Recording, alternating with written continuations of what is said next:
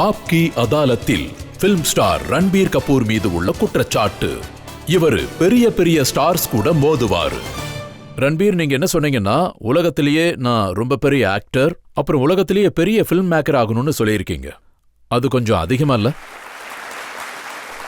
பாருங்க சார், இது என்னோட லட்சியம்.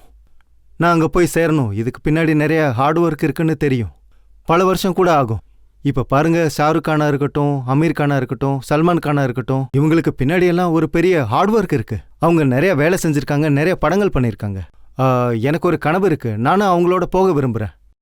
எவ்வளவு டைம் ஆனாலும், எவ்வளவு உழைப்பு இருந்தாலும் நான் முழு மனசோட. சொல்லுவீங்களா ஷாருக், சல்மான், அமீருக்கு வயசாயிடுச்சுன்னு? இல்லை சார், நான் அந்த மாதிரி எப்பவும் சொல்ல மாட்டேன். நான் ரொம்ப மதிக்கிறேன். இந்த 3 ஆக்டர்ஸால தான் நான் ரொம்பவே இன்ஃப்ளூயன்ஸ் ஆனது. நான் வளரும்போது இவங்க எல்லாருமே என்னோட யங்ஸ்டார்ஸ். ஸோ நான் இவங்களோட தான் வளர்ந்துருக்கேன். அதாவது என்னோட ஃபார்மபிள் இயர்ஸ், அட்டாச்சு மூவிஸ் இவங்க கூட தான் இணைஞ்சிருக்கு. ஸோ நான் இந்த மாதிரி எப்பவும் பேச மாட்டேன் சார். ஆனா இது உண்மை இல்லையா? உங்க சாவரியா ரிலீஸ் ஆகும்போது ஷாருக் கான் படம் ரிலீஸ் ஆச்சு, அதனால ஷாவரியாவுக்கு நஷ்டம் ஏற்பட்டுச்சு அப்படின்னு நிறைய பேர் சொல்றாங்க. பாருங்க சார், என்னோட ஃபர்ஸ்ட் ஃபிலிம் ரிலீஸ் ஆகும்போது நான் அந்த படத்தை நினைச்சு எவ்வளவு எக்ஸைட் ஆனேன்னா, ரிலீஸ் பண்ணுங்க, இது என்னோட முதல் படம், அதனால இதை பத்தியெல்லாம் யோசிக்கவே இல்லை. எனக்கு எக்ஸ்பீரியன்ஸ் இல்லை, நான் ரொம்ப புதுசு வேற. எனக்கு இப்படி தோணவே இல்லை. ஒரு பக்கம் ஓம் சாந்தி ஓம் வந்துட்டு இருக்கு, ஷாருக் கானோட படம். எனக்கு என்ன தோணுச்சுன்னா, என்னோட படம் வந்திருக்கு. நான் அதுக்காக தான் சந்தோஷப்பட்டேன்.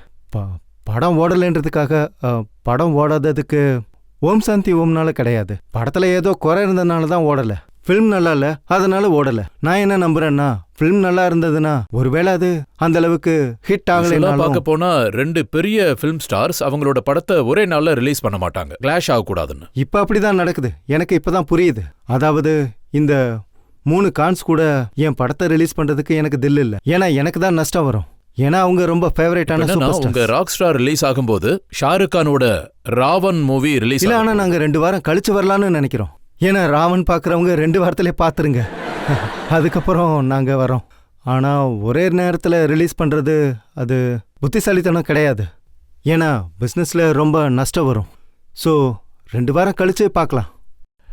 இந்த 3 கானும் இப்போ கூட உங்களுக்கு காம்படிஷனாக இருப்பாங்கன்னு உங்களுக்கு தோணுதா? பாருங்க சார், நான் இம்ரான் கான் கூட காம்படிட் பண்ணாலோ, இல்லை ஷாகித் கபூர் கூட, இல்லை ரன்வீர் சிங் கூட என்னோட க்ரோத் கொஞ்சம் கொஞ்சமாக தான் இருக்கும்.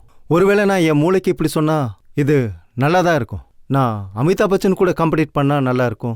அப்போது ஒருவேளை என்னோட க்ரோத் அது என்னால் வெற்றி அடைய முடியாது, ஆனால் அட்லீஸ்ட் ரீச் அதிகமாக இருக்கும். அப்போ நான் இன்னும் அதிகமாக வேலை செய்ய முடியும், இன்னும் அதிகமாக உழைக்க முடியும். ஸோ நான் என்ன நினைக்கிறேன்னா, என்னோட காம்படிஷன் அமிதாப் பச்சன் சார்லேருந்து தத் சார் வரைக்கும். ஏன்னா எல்லா ஆக்டர்ஸையும் நான் காம்படிட்டராக தான் நினைக்கிறேன். ஃபிலிம் இண்டஸ்ட்ரியில் நீங்கள் யாரை நம்பர் 1ன்னு நினைக்கிறீங்க? I think Salman Khan. அவர் தான். அவர் நம்ம நாட்டோட ஃபேவரட் சூப்பர் ஸ்டார். ஏன்னா அவர் ரொம்ப நல்ல மனுஷன்.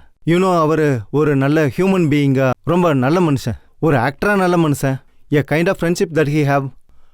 அவரோட ஃபேமிலியை எப்படி நல்லா பார்த்துக்கிறாருன்னா, அவர் உண்மையிலே மிகச்சிறந்த மனிதர். ஏன்னா அவர் அப்படிப்பட்ட மனுஷராக இருக்கிறதால தான் மக்கள் எல்லாருமே அவரை ரொம்ப விரும்புகிறாங்க. என்னைக்காவது அவர் கூட உங்களுக்கு படம் பண்ணுற வாய்ப்பு கிடைச்சா பண்ணுவீங்களா? கண்டிப்பாக பண்ணுவேன். ஆனால் அதுக்கு முன்னாடி நான் ப்ரிப்பேர் பண்ணி ஆகணும். ஏன்னா லக்ஷ்மண் ரோல் ப்ளே பண்ணி ஆகணும். ஏன்னா ராம் அவராக தான் இருப்பார். ஏன்னா அஃப்கோர்ஸ் எனக்கு கற்றுக்கிறதுக்கு ஏதாவது கிடைக்கும். ஏன்னா நான் எல்லா ஆக்டர்ஸ் கூடயும் வேலை செய்ய விரும்புகிறேன். நான் ஒரு முறை படித்தேன், ஷாருக் கான் கூட நீங்கள் படம் பண்ண மறுத்துட்டீங்களாமே? அந்த மாதிரி எதுவும் இல்லை. ஆனால் அவரை இண்டிவிஜுவல் ஆக்டர்னு சொல்லலாம்.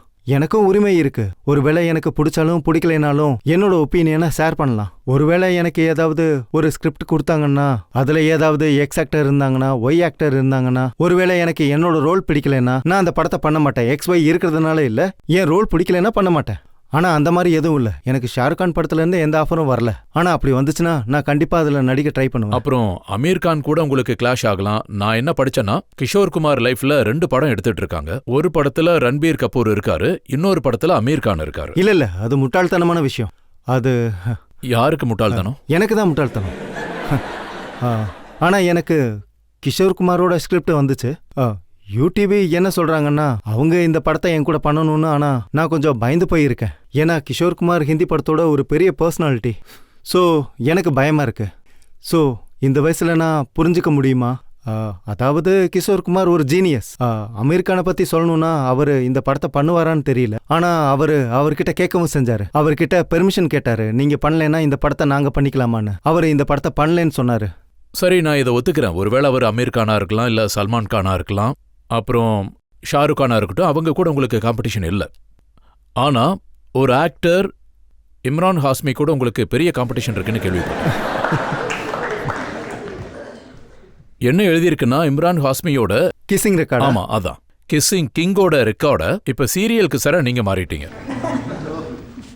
அந்த மாதிரி ஆயிடுச்சு. ஏன்னா பெரிய லிஸ்ட் இருக்கு. அஞ்சானா அஞ்சானில, ராஜ்நீதியில, பிரியங்கா சோப்ரா கூட, அமெரிக்கன் ஆக்ட்ரஸ் சாரா தாம்சன் கூட, இப்போ ராக் ஸ்டார்ல மறுபடியும் கிஸ்ஸிங் சீன் இருக்கு, அதுவும் நர்கிஸ் கூட. ஆமா சார். இதை உங்க டிமாண்ட்ல தான் வைக்கிறாங்களா இல்ல கதையில இல்ல சீன் இருக்கு? தப்பு சார்.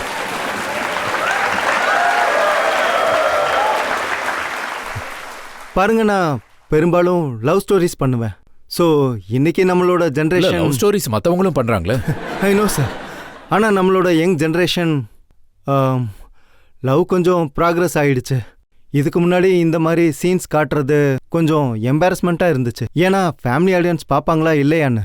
ஆனால் எனக்காகலாம் சொல்ல மாட்டேன் இந்த கிஸ்ஸிங் சீன்லாம் வைங்கன்னு. அது அவங்கள கிஸ் பண்ணணும் இவங்கள கிஸ் பண்ணணும்னு இல்லை.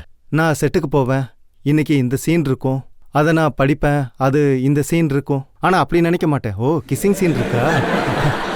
அந்த மாதிரி எப்பவும் நடந்ததில்லை. ஆனால் யூனோ நாங்கள் அந்த மாதிரி சீன் பண்ணும்போது நம்ம கிஸ்ஸிங் பண்ணுற மாதிரியே இருக்காது. ஏன்னா 100 பேர் நம்மளை சுற்றி நின்று பார்ப்பாங்க. ஒரு கேமரா இருக்கும், லைட் இருக்கும், யாராவது அங்கே தூங்கிட்டு இருப்பாங்க, யாராவது 2 பேர் இங்கே டிஸ்கஸ் பண்ணிட்டு இருப்பாங்க, பேசிட்டு இருப்பாங்க. ஸோ அது ஒரு மெக்கானிக்கலாக இருக்கும், டெக்னிக்கல் சீன், ஆக்ஷன் சீக்வன்ஸ் மாதிரி. ஏன்னா கிஸ்ஸிங் சீனும் ஒரு ஆக்ஷன் சீக்வன்ஸ் மாதிரி தான். ஏன்னா அதுக்கு பின்னாடியும் நிறைய விஷயங்கள் இருக்கு. ஏன்னா டெக்னிக்கல் விஷயம் இருக்கு, லைட் எங்க இருந்து வரணும்னு. ஒருவேளை நம்ம அவங்க ஃபேஸ் கிட்ட போனோம்னா அவங்களுக்கு லைட் கட் ஆகும். யூனோ இந்த மாதிரிலாம் இருக்கும்போது நமக்கு அது கிஸ்ஸிங் சீன் மாதிரியே இருக்காது. நீங்க ரீடேக்ஸ் எடுப்பீங்க.